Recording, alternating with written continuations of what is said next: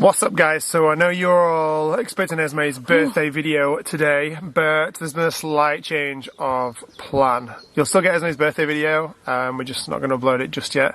We've had a bit of a rubbish day today, and so we just wanted to come in here and let you know what we're thinking, why we're thinking, what we're thinking. I've still had a great day, to be honest. Yeah, it's, I don't know, it's just mental stress that we did not need today, or any time. Nobody needs today. So we were surprised this morning as we were all getting breakfast and things with a bang on the door of our caravan, which is very unusual. Nobody ever bangs on anyone's doors on caravans and campsites. Only to open the door and be very rudely and aggressively confronted by some worker from a kayaking club. Some nobody, let's be honest. Yeah, some nobody from a kayaking club who was posing, I guess, as some sort of a ranger for the waterfront. I don't know what he was posing as. But he'd basically walked into the campsite and demanded that the owner take them to the Ingham's caravan. This is what the campsite owner told us afterwards, after this guy left. So that he could, you know, just go to town on us, basically, about, I mean, he used the excuse that it was about the girls being on the paddle boards with no life vests on, and but it was just a very weird attack. He was just on one. Like he doesn't matter what I said to him, he'd already made his mind about who we were and what we were doing, and you know, he was just extremely rude. He clearly knew who we were already. It was obvious by some of the things he said. He knew who we were already. And he recorded the whole thing and then uploaded parts. Not to our knowledge. Yeah, we didn't know he was recording. But he uploaded parts of the conversation to his own social media. He owns a kayaking club on Facebook. What's it called? Calamity Kayaking or something? Calamity Kayak. Calamity Kayak. He uploaded parts of the conversation to suit his narrative to his Facebook. And I've not seen the comments on there, but loads of you guys have messaged saying how disgusting the comments are. And I think that just shows how unprofessional he is as a person. The comments from this person's yeah, well, company. from the trolls, and then him slating us. Not just that, but he made out that the entire everything I said to him, he automatically twisted. I was just so angry. I couldn't believe that this man was coming at me in the way he was doing, and it wasn't like he was there like, oh, I'm from such and such, I'm just advising you guys, or warning you on the dangers. Yeah, it's dangerous to do this. You should just take these precautions. In fact, I'm sure one of the first things he said was, "Why don't you use some common sense?" When you question what's going on. I asked him why he was. What's going on? And he said, he was just immediately aggressive. And then Chris asked him, like, this all happened at the caravan, and then this guy walked away. The manager came back and was like, "I'm really sorry, like, I had no idea who this guy was. He said that it was some sort of water thing and it needed to be taken to your caravan, but I apologise for the way he spoke to you." He's like said, "I'll be witness," because we said we were making a formal complaint. And then he wrote down on our booking as well about the incident that happened. But then Chris went back to reception just to say, like, you know, chat to the guy and be like, "What's going on? Why are you being so aggressive?" My original point was to go and speak to the owner of the caravan club, because I didn't understand why this guy had been let to our caravan. I didn't understand who he was, because the guy didn't explain who he was at the caravan. No. It was just very, very quick, very rude, very straight, like, on the attack. It was just a massive verbal attack from start to finish, and so I was just angry. But the guy was still there, and like Chris was like, "Why? Like, this is all not even included." I don't know what's included in the video that is put online, but I think some people have said that he was talking about the Range Rover. But I think he's edited it in a way that makes it sound like you were being aggressive to him. He kept making out like, Chris literally said, "I don't understand why you're being so aggressive and rude."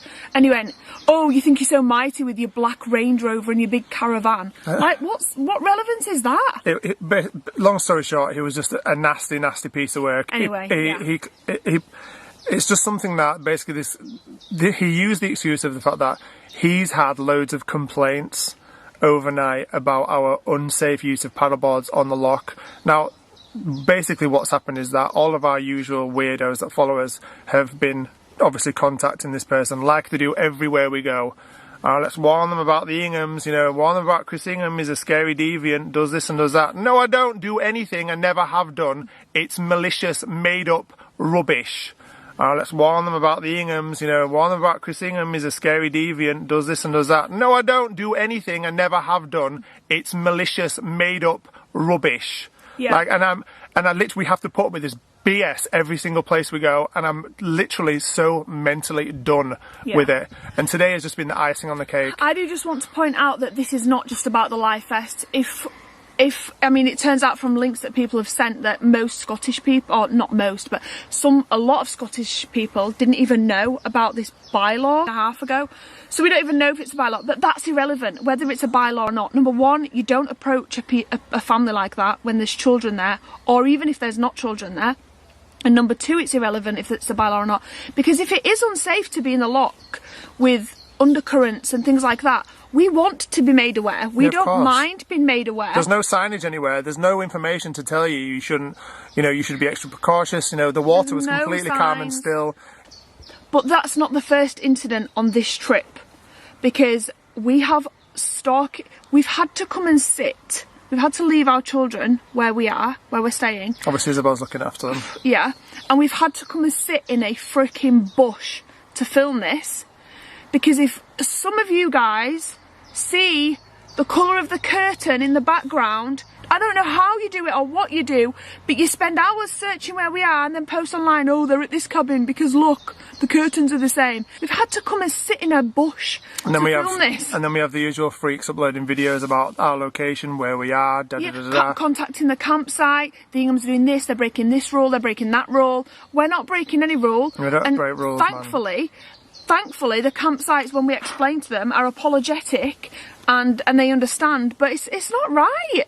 It's not right that we're harassed and stalked in this disgusting, malicious way just because you don't like what we do, or... It's gone way beyond that, babe. It's nothing to do with they don't like what we do.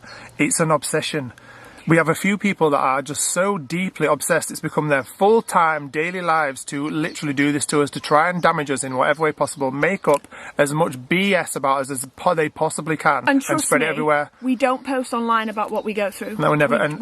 If people knew what we go through daily, you would just be shocked to the core, to the point where I am sick to death of our family memories being half tainted by stuff like this. Holidays. That we just don't deserve. Every holiday.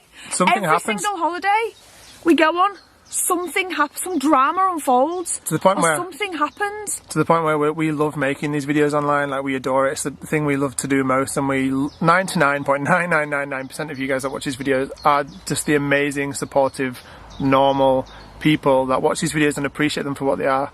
But unfortunately, there is just a small few who physically drive to our new house and film, zooming in through the front windows, or zooming on the house from the road behind the house, that's at least a mile or so away, and then put videos up online about it. Like, that's not normal behaviour. But they're protecting our children. This is their justification. They're protecting our children by doing this. Like, how does that even make sense? That's just not normal behaviour, and believe me, those people will be dealt with. Like, they will be dealt, and they are being dealt with now. But right now, we are just completely and utterly done with all of this. Done with our memories being tainted by freaking weirdos out there. Done being attacked.